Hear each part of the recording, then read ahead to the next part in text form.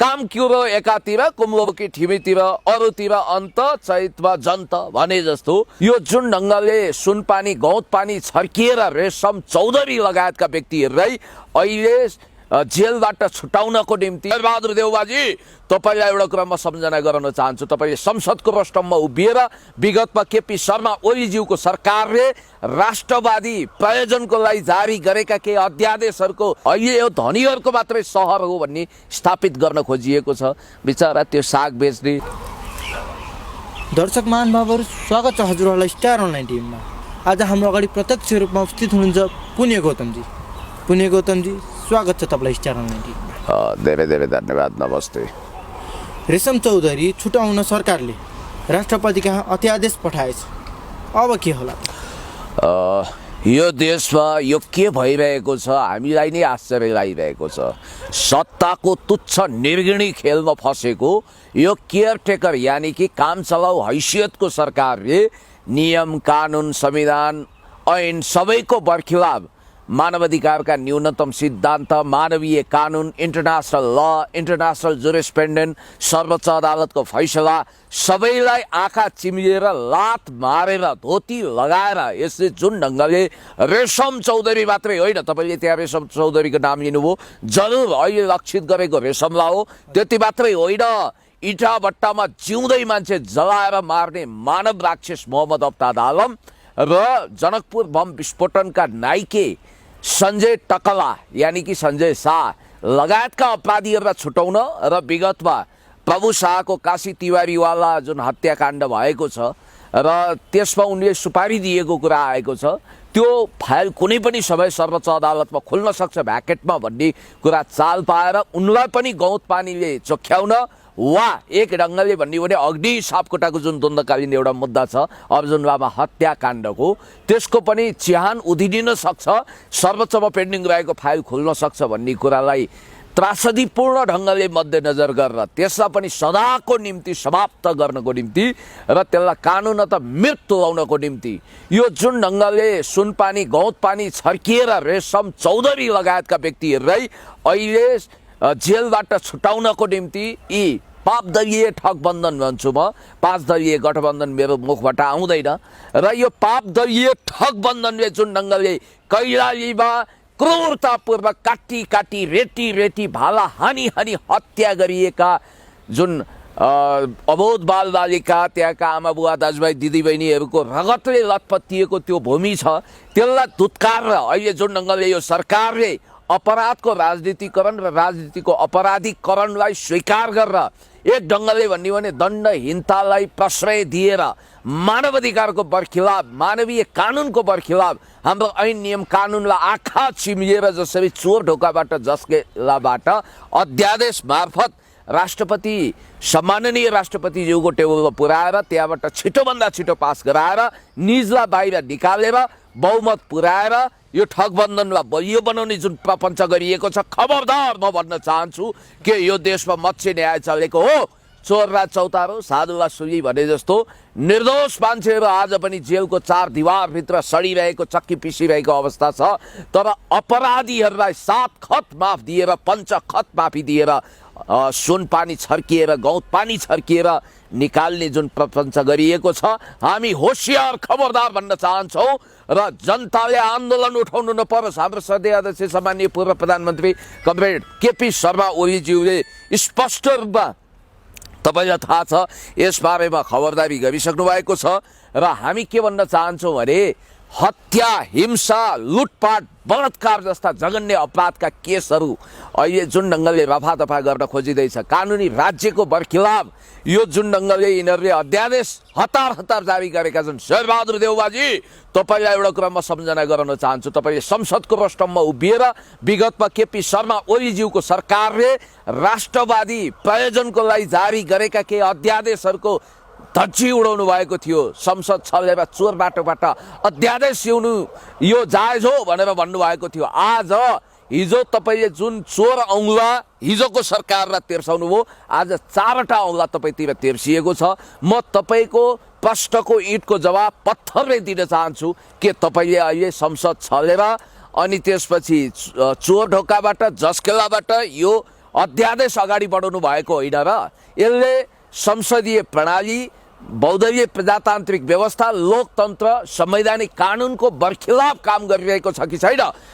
बीच बजारमा द्रौपदीलाई कौरवहरूले नङ्ग्याए जस्तै लोकतन्त्रको चिरहरण तपाईँहरूले गरिरहनु भएको छ। यो अटोक्रेसी हो, यो डेमोक्रेसी होइन, यो तानाशाही तन्त्र हो, यो भ्रष्ट तन्त्र हो। र अहिलेको सरकार भनेको केयरटेकर सरकार हो। यसले कुनै पनि महत्त्वपूर्ण विषय, राष्ट्रिय हितका महत्त्वपूर्ण विषयमा संसद छलेर कुनै पनि निर्णय खबरदार गर्न पाउँदैन। यो हाम्रो कानुनको बरखिलाफ हुन्छ। र अर्को कुरो पनि मैले तपाईँलाई भनिहालौँ कि राष्ट्रपति, सम्माननीय राष्ट्रपतिज्यूले हिजो संसद जीवित रहँदा पनि यो देशको सिक्किमीकरण, फिजीकरणको प्रबन्ध गर्नको निम्ति ल्याइएको कुख्यात नागरिकता विधेयकलाई पेन्डिङमा थन्काइदिनु भएको थियो। आज त यो वैधानिक हैसियत गुमाइसकेको नयाँ संसदमा ज्येष्ठ सदस्यबाट शपथ गरेर संसद सुरु भएको छैन, अनि त्यसपछि सरकार बनेको छैन। यस्तो बेलामा काम चलाउ सरकारको हैसियतमा रहेको यो निम्जो निम्छरो सरकारले हतार हतार चोर दुलाबाट, चोर ढोकाबाट, जस्केलाबाट यो अध्यादेश छिराउन खोजेको छ। मलाई जहाँसम्म लाग्छ राष्ट्रपति महोदयले यसलाई, हुन त अब संसदीय प्रक्रिया अन्तर्गत मन्त्रीमण्डलले निर्णय गरेर पठाइसकेपछि त्यसमा अब आँखा चिम्लिएर लाछाप लगाउनुपर्छ, टाँचा लगाउनुपर्छ, त्यसलाई स्वीकृत गर्नुपर्छ, लालमोहर गर्नुपर्छ भन्ने कुरो यो सामान्यतया त्यो नियम भए पनि विशिष्ट अवस्थामा राष्ट्र, जनता र मानवाधिकार, मानवीय कानुनसँग जोडिएका गम्भीर विषयमा सम्माननीय राष्ट्रपतिज्यूले पुनर्विचार गर्नुहुन्छ, त्यसलाई फर्काइदिनुहुन्छ। फेरि बलमिच्याइ गऱ्यो भने त्यसलाई डस्टबिनमा फ्याँकिदिने अधिकार उहाँलाई छ। फेरि उहाँको कार्यकाल पनि धेरै लामो छैन। जाँदा जाँदै उहाँले एउटा महान काम फेरि पनि गर्दै हुनुहुन्छ। यो राष्ट्रलाई जोगाउन, आपराधिक कुराहरूलाई जोगाउनको निम्ति, के अरे आपराधिक कुराको बरखिलाफ जानको निम्ति उहाँ तयार हुनुहुन्छ। र सर्वोच्च अदालतले खुदै डिसिसन गरेको छ, कैलाली हत्याकाण्डको बारेमा भनौँ अथवा मोहम्मद अफ्ताब आलमको विषयमा भनौँ, सबै कुरो खुद सर्वोच्च अदालतले गरेको डिसिजनमा पनि उल्टाउने गरी यिनीहरूले जुन प्रपञ्च गरेका छन् त्यो खारेज हुन्छ। खबरदार यसो गर्न पाइँदैन, म यही भन्छु। गगन थापा पहिला रेशमलाई छुटाउनु पर्छ भन्थे, अहिले विरोध किन गर्छन्? यी बहुरूपिया गगन थापा भोट प्राप्त गर्न, चुनाव जित्नको लागि जे पनि भनिटो पल्छन्। यिनको महिमा वर्णन गर्नको निम्ति 10,000 जिब्रा भएका शेषनागको पनि सामर्थ्य छैन भने म पुण्य गौतमको के सामर्थ्य होला? यिनी छिनमा आफ्नो रूप र रङ बदल्ने छिपकली जस्ता छन्, छेपारा जस्ता छन्, यी बनमुसा जस्ता छन् र यिनले बोलेको कुनै ठेगान छैन। याद गर्नु होला, हिजो चाहे एमसिसीको सवालमा भनौँ, आज पनि यिनका कतिपय गतिविधिहरू, अभिव्यक्तिहरू आफ्नो भनाइ आफै काट्दै हिँड्दैछ, पाइला मेट्दैछ, सहीमा अगाडि बढिरहेका छन्। हिजो दन्दन आएर रेशम चौधरीलाई छुटाउनु पर्छ भनेर भाषण गर्ने, थारू बस्तीमा गएर थारू भोट ब्याङ्क कब्जा गर्नको निम्ति जुन ढङ्गले गगन थापाले वक्तव्यबाजी गरेका थिए, भाषण गरेका थिए, गगनजी अहिले पनि त्यो भाषणहरू भाइरल भइरहेको छ। र म तपाईँलाई भन्न चाहन्छु, तपाईँले हिजो रेशम चौधरीलाई कुनै पनि हालतमा छुटाउनु पर्छ भनेर वक्तव्यबाजी गर्नुभयो। ल ठिक छ, आजको अडानमा मैले तपाईँ यो अडान होइन, यो छेपारे रङलाई आज त तपाईँले ठिकै अभिव्यक्ति दिनुभएको छ। दण्डहीनतालाई प्रश्रय दिनु हुँदैन, अपराधीहरूलाई छुटाउनु हुँदैन भन्नु त राम्रै हो, तर हिजोको अभिव्यक्ति ठ्याक्कै विपरीत थियो। त्यसकारण रङ बदल्ने कुरोमा गगन थापालाई महारत छ। उनको विषयमा म धेरै प्रवचन दिन चाहन्न। यति भन्न चाहन्छु कि लाइपाते, पिपलपाते, बेसारे, अल्लारे गगन थापाका अभिव्यक्तिलाई तपाईँले सिरियसली नलिनु होला। हस्, पल शाह र सन्दीप लामिछाने जेलमा सर्ने, रेशम छुट्ने, यो कस्तो कुरा हो? कोहीलाई ऐन, कोहीलाई चैन। याद गर्नु होला, यो देशमा अहिले मत्स्य न्याय चलेको छ। समुद्रमा मत्स्य न्याय हुन्छ क्या। मत्स्य न्याय भनेको के भने समुद्रमा ठुल्ठुला माछाले सानसाना माछा खाइदिन्छन् अनि राजगोमनले सानोतिनो सर्प खाइदिन्छ। त्यस कारणले गर्दाखेरि चोरलाई चौतारो, साधुलाई सुली, अर्थात् चोरलाई जहिले पनि चौतारोमा राखेर अभिनन्दन गर्ने, साधुलाई सुलीमा जाग्ने जुन मत्स्य न्याय छ, यो न्याय अन्त्य हुनुपर्छ भनेर हामीले आवाज बुलन्द गरेका हौँ। तर अहिले पनि स्थिति फेरिएको छैन, अवस्था फेरिएको छैन। र मैले तपाईँलाई भनिहालेँ, पल शाह जसको निम्ति म धेरै लम्बेतान व्याख्या विश्लेषण गर्न चाहन्न, अदालतले के भनिसक्यो, उहाँ बलात्कारी होइन। अब उनलाई एलिगेसन गर्ने, चार्ज लगाउने, उजुरी दिने नाबालिका पछि पश्चातापमा डुबेर जुन नाबालिका किशोरी गायिकाले अब मलाई त्यतिखेर प्रलोभनमा पारियो, उक्साटमा पारियो, धाकधम्की दिइयो, त्यसकारण मैले उजुरी दिएँ, त्यो कुरा गलत थियो। आज म त्यो जुन अदालतले निर्णय गरेर मलाई 10 लाख क्षतिपूर्ति दिलाएको छ त्यो पनि लिन चाहन्न भनेर उनले कन्फेसन्स गरिसकेको अवस्था छ। अब पल शाहलाई अहिले बाल यौन दुरुपयोगकर्ता भनेर एउटा चार्ज लगाइएको छ नवलपरासी जिल्ला अदालतले। त्यसलाई त पुनरावेदन गर्दा तनहुँको के फैसला आउँछ त्यो आधारमा पुनरावेदन गर्दा त्यो पुष्टि हुन नसक्ने। त्यो बाल यौन दुरुपयोगकर्ता भनेर चाहिँ बाल यौन दुराचारी होइन। फेरि यो टर्मिनोलोजीलाई सही ढङ्गले तपाईँले बुझ्नुपर्ने हुन्छ। कुन कुटक बानी मुन्न मुन्न बुद्धि इन्टरप्रिटेसन गर्ने आफ्नो शैली हुन्छ। त्यो भनेको चाहिँ के भने मैले यो चस्मा झिकेँ यसरी आँखा सन्कायो भने पनि अब कुनै केटी मान्छेलाई वैशालु केटा मान्छेले आँखा झिम्क्यायो भने पनि बाल त्यो यौन दुराचार जस्तो भइदिँदो रहेछ। त्यहाँ सेक्सुअल ह्यारेसमेन्ट हुन्छ त्यो भन्न खोजेको रहेछ। र चाहे यो देशमा कलाकारिताको क्षेत्रबाट यो देशको नाम चम्काउने म्युजिक भिडियो किङ पल शाहको कुरा गरौँ।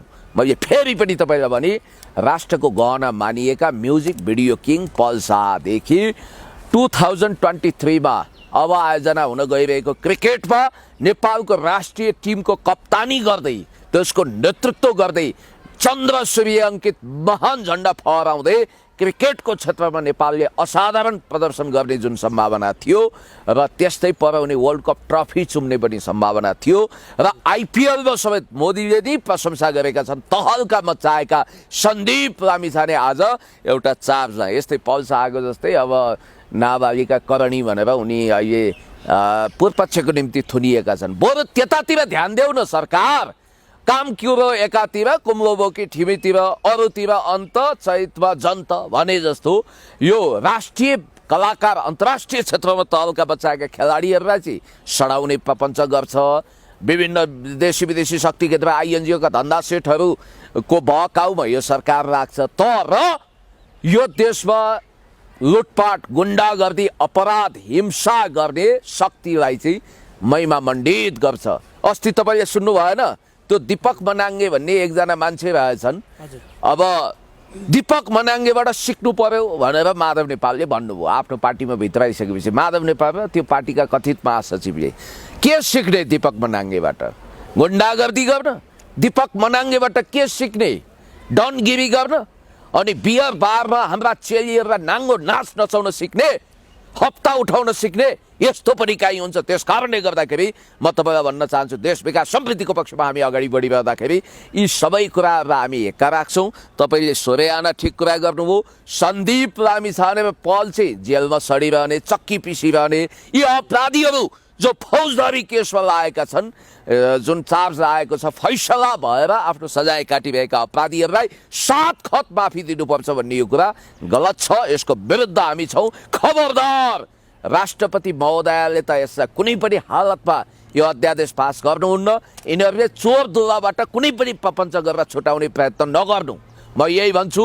ती हत्याकाण्डहरूमा मारिएको चाहे इटाभट्टीमा पोलिएर मारिएका अफ्ताब आलम मार्फत मारिएका मान्छेहरू हुन् चाहे कैलालीमा हत्याकाण्ड मार्फत मारिएका ती अबोध मानिसहरू हुन् निर्दोष मानिसहरू हुन् तिनको आँखाबाट बगेको आँसुले पोल्नेछ। अब रेशम चौधरीकै कुरा गरौँ न। को हुन् रेशम चौधरी? धेरैलाई शङ्का छ। मैले पहिलोचोटि रेशम चौधरीलाई यही एसबिसी एफएमको कार्यक्रम चलाइरहेको अवस्थामा सायद 63 वा 64 जनआन्दोलन भर्खर सम्पन्न भएको थियो। त्यतिखेर उनलाई भेटेका थिएँ। मेरो घर पनि यतै बौद्धतिर पर्छ बौद्ध जोर पार्टीमा। त्यहाँ एसबिसी एफएम थियो र त्यहाँ उनी धारा प्रवाह यस्तै यो अहिलेका विभिन्न खालका सामाजिक अभियन्ताहरूले बोले जस्तै अन्टसन्ट धारा प्रवाह कुराहरू बोल्थे। अब सुर्ण तालको कुरा हुन्छ नि 3 न 13 को कुरा बोल्थे।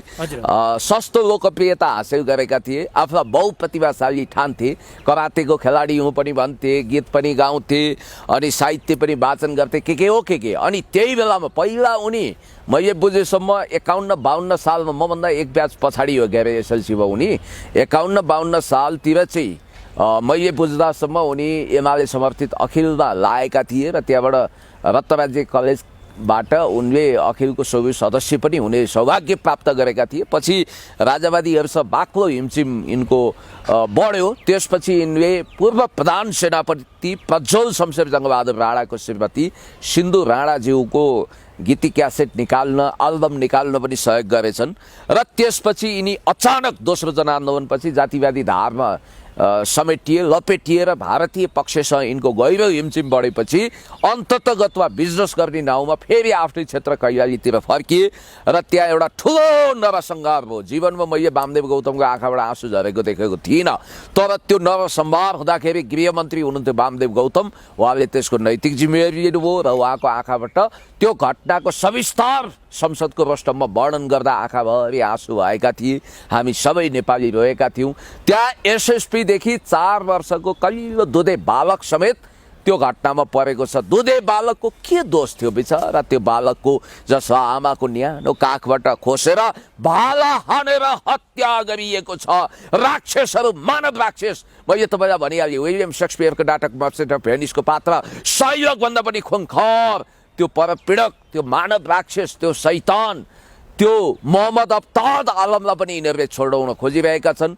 प्रभु शाहलाई सफाई दिलाउन खोजिरहेका छन्। उतातिर अग्नि सापकोटालाई पनि सुनपानी छर्न खोजिरहेका छन्। सञ्जय टकलालाई पनि यिनीहरूले जेलबाट छुटाउन खोजिरहेका छन्। र यो यदि लागू हो भने यिनीहरूले बाहना चाहिँ के पारेका छन् भने सिके राउतको हिजोको अभियानमा लागेका मान्छे, देश टुक्राउने अभियानमा अहिले पनि कतिपय मान्छेहरू अभियुक्त बनेर दोषी बनेर पूर्वपक्षको निम्ति अथवा फैसला भएर सजाय काटिरहेका छन् र कतिपय विप्लवका कार्यकर्ताहरू पनि अहिले जेलभित्र छन्। तिनलाई छुटाउने बाहनामा ल्याइएको मलाई त घिन लाग्यो। त्यो नेकपा यसको महासचिवले यो अपरिहार्य छ, यो ल्याउनुपर्छ भनिसकेपछि यहाँ त के भयो भने भोलि एउटा नजिर बस्ने भयो, हत्या गर्ने, जेल जाने, अनि फेरि अब 7 खत माफ हुन्छ अनि छुटेर आउने। यो मत्स्य न्यायको अन्त्य हुनुपर्छ र संयुक्त राष्ट्रसङ्घीय मानवाधिकार आयोगको पनि यसमा ध्यान आकर्षण होस् र त्यस्तै पर्यो भने अन्तर्राष्ट्रिय अदालत पनि सक्रिय हुन्छ। हजुर, रविको पछिल्लो गतिविधिबारे के भन्नुहुन्छ तपाईँ? मैले धेरै कुरा बोलिसकेका छु। रविजीको विषयमा म धेरै अरू तथ्यहरू यहाँ राख्न चाहन्न। मैले तपाईँलाई भनिहालेँ, फेरि पनि म तपाईँलाई उनको चुनाव चिन्ह देखाउन चाहन्छु र हाम्रो पार्टीको बैठकमा पनि श्रद्धेय अध्यक्ष कमरेड लगायतका धेरै नेताहरूले यो प्रश्न उठाउनु भएको रहेछ र क्रिस्चियन मत उहाँलाई सोलोलो जानुको कारण के हो मैले भनिरहनु पर्दैन तपाईँलाई। यो हाम्रो मन्दिरको घन्टी हो, जहाँ तपाईँले स्वाभाविक रूपमा मैले तपाईँलाई देखाइदिन्छु। यस्तो गोलो हुन्छ मन्दिरको घन्टी माथि, याद गर्नु होला, यो मन्दिरको घन्टी हो। हजुर हजुर, होइन खिच्नुभयो। अब चर्चको घन्टी पनि म तपाईँलाई देखाइदिन्छु, याद गर्नु होला। चर्चको घन्टी हो यो चर्चको घन्टी माथि यस्तो एरो हुन्छ, यो गोलो हुँदैन चर्चको, देख्नुभयो?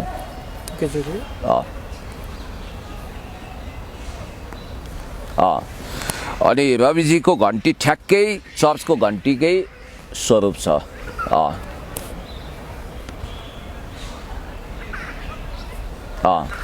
अब अझ तपाईँको यहाँ मन्दिरको घन्टी भनेर अर्को घन्टीमा पनि यहाँ मन्दिरको घन्टी नै हो, माथि गोलो हुन्छ, तपाईँले देख्न सक्नुहुन्छ। हजुर, तपाईँ इसारा बुझ्न सिपालु हुनुहुन्छ। एकजना क्रिस्चियन मिसनरीको पास्टर भरत गिरीले क्रिस्चियनको मत उहाँलाई पर्यो भनेर अस्ति पनि भिडियो खिच्नु भएको थियो नि मबाट, होइन?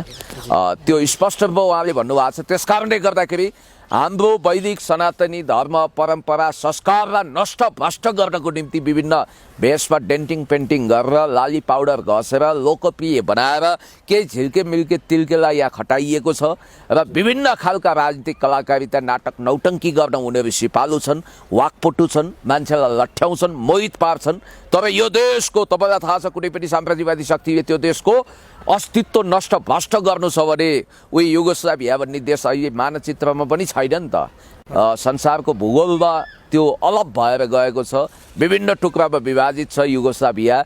भोलि यो देशलाई युक्रेन बनाउनको निम्ति, युगोस्लाभिया बनाउनको निम्ति, जसरी तपाईँलाई म भनिदिइहालौँ, अमेरिकी स्वतन्त्र पार्टी अमेरिकन नेसनल फ्रिडम पार्टीकै फोटोकपी फ्रेन्चाइज त्यसको नेपाल शाखाको रूपमा राष्ट्रिय स्वतन्त्र पार्टी स्थापित भएको छ र यसले जतिसुकै ठुलो नाटक गरे पनि यसका अध्यक्ष, यसका सभापति रवि लामिछानेजीको नागरिकताको ठुलो विवाद छ र त्यो अब भोलि एउटा न्यायिक फैसलाको क्रममा जाला। यो विषयमा अहिले यति भनौँ कि उहाँ अमेरिकी हिसाबले अमेरिकी नागरिक देखिनुहुन्छ अमेरिकी कानुनअनुसार, किनभने अमेरिकाको फेडरल लले एक साथ दुईवटा देशको नागरिकता राख्न पाउने भनेको छ। नेपालको नागरिकता कानुनी हिसाबले उहाँको खारेज भएको छ र व्यावहारिक रूपमा उहाँले नेपाली नागरिक हुने मौका पाउनु भएको छ, किनभने उहाँ नेपाली नै हो व्यवहारिक हिसाबले। तर कानुन त उहाँलाई नेपालको ऐन नियम संविधानले, कानुनले, नागरिकता नियमावलीले नेपाली नागरिकको रूपमा चिन्दैन। उहाँले प्रक्रियाबाट आउनुपर्ने हुन्छ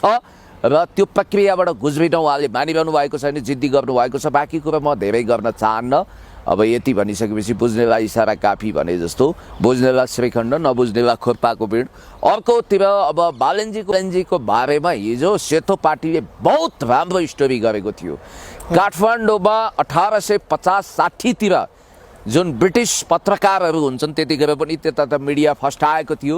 उनीहरूले एउटा त्यो बेलामा तेलचित्र भन्छ नि, पेन्टिङ जारी गरेका रहेछन् समथिङ के कसले। त्यो बेलामा पनि त्यतिखेर फुटपाथमा व्यापार हुँदो रहेछ, स्ट्रिट फुडहरू बेचिँदो रहेछ, तरकारी फलफुल बेचिँदो रहेछ। काठमाडौँ भनेको मेट्रोपोलिटन सिटीको कल्चर के हो भने यहाँ गरिब पनि टिक्न सक्छन्, धनीभन्दा धनी पनि टिक्न सक्छन्। अहिले यो धनीहरूको मात्रै सहर हो भन्ने स्थापित गर्न खोजिएको छ। बिचरा त्यो साग बेच्ने बुढी आमै जो पिण्ड रोगी हुनुहुन्छ, दीर्घरोगी हुनुहुन्छ, विभिन्न रोगहरू लागेको छ, त्यस्ताले ठेलामा 500 रुपियाँ दिनमा कमाउँथे भने अहिले 100 पनि कमाउन नसक्ने, मर्नु न बाँच्नुको अवस्थामा त्यहाँ पुगेको अवस्था छ। ठेला गुटुटु महानगरले निर्दयतापूर्वक लखेड्दाखेरि उनी झन्डै त्यो टिप्परको त्यो एउटा भ्यानको पाङ्रो मुनि गइनन्, चक्का मुनि गइनन्, उनको जाने अवस्था पनि थियो।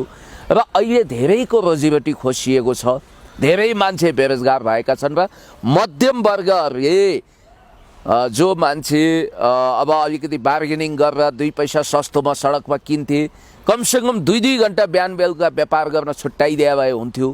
त्यहाँ गरिबहरूको चिसो चुलो पनि बल्थ्यो। र तपाईँलाई म सानो कुरा भन्छु, तपाईँले त्यही सर्ट अब बार्गेनिङ चल्दैन, किनभने फुटपाथमा त केही पनि छैन। त्यो पहिला पो हामीले यहाँ नदिँदाखेरि फुटपाथमा यही सर्ट यिनीहरूले सस्तोमा किन्न जान्छन् भनेर 2 पैसा सस्तो सटरवालाले दिन्थे।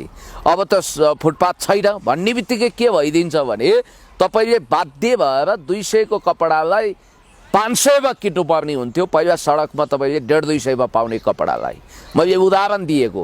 2000 को ज्याकेटलाई 4000 मा किन्नुपर्छ। अब तपाईँले सडकमा जुन ढङ्गले फुटपाथमा तरकारीहरू फलफुलहरू सस्तोमा किन्नुहुन्थ्यो त्यसको डबल मूल्यमा 100 लाई 200 तिरेर तपाईँले पसलमा किन्नुपर्ने हुन्छ, सटरमा किन्नुपर्ने हुन्छ। अब महँगी झन् चर्किएर गयो र महानगरको जुन समावेशी चरित्र छ, यसको सांस्कृतिकता छ, त्यो नष्ट भएको छ। यसको मूल स्वरूप नै नष्ट गर्ने एउटा षड्यन्त्र गरिएको छ, जनता विरुद्ध जनता भिडाइएको छ। सुकुम्बासी बस्तीमा बिना योजना त्यहाँ डोजर चलाएर भूमि आयोगसँगको सम्झौता च्यातचुत पारेर त्यो बस्ती खेल्ने र एडिबीको अरबौं रुपियाँ पचाउने 3 किस्ताबाट आउँछ। त्यहाँ एडिबीको अरबौं रुपियाँ। त्यसमा अब तपाईँलाई थाहा छ शहरी विकास मन्त्रालय, काठमाडौँ महानगरपालिका, एकीकृत बागमती विकास आयोजना, यो 3टा संस्था मिलेर काले मिलेर भाले खाने भने जस्तै त्यो पैसा पचाउन यिनीहरूले खोजिरहेका छन्। र आज यो सहरको हैसियत पनि घुम्न थालेको छ, गरिबहरू खेदिएका छन् र यहाँ ठुलो हाहाकार र सङ्कट हुने सम्भावना मैले देखेको छु। अब हामी कहाँ कलियुग लागेको छ, दुनियाँमा काहीँ नभएको जात्रा नेपालमा भएको छ। यही देशको संस्कृति नष्टभ्रष्ट गर्ने, विदेशी हस्तक्षेप निम्ताउने, विदेशी इसारामा काम गर्ने मान्छेको हाई भएको छ। इमान्दार सज्जन मान्छेको दोहोलो काडिएको छ। सायद यो कलि लागेको एउटा सङ्केत हो। अब हेर्दै जाउँ, मर्निङ सो डे भोलिको दिन राम्रो होस् कामना गरौँ। र यसमा के छ भने ग्रिसमको एउटा सिद्धान्त छ, असल सिक्कालाई खोटो सिक्काले विस्थापन गर्छ। अहिले खोटो सिक्का हाबी भएको अवस्था छ। यो प्रसव वेदनामा नेपाल आमा छटपटाइरहेको अवस्था छ। हेरौँ यो अवस्थामा सुधार होस्, हामी कामना गर्छौँ। Thank you. Let's see. Thank you.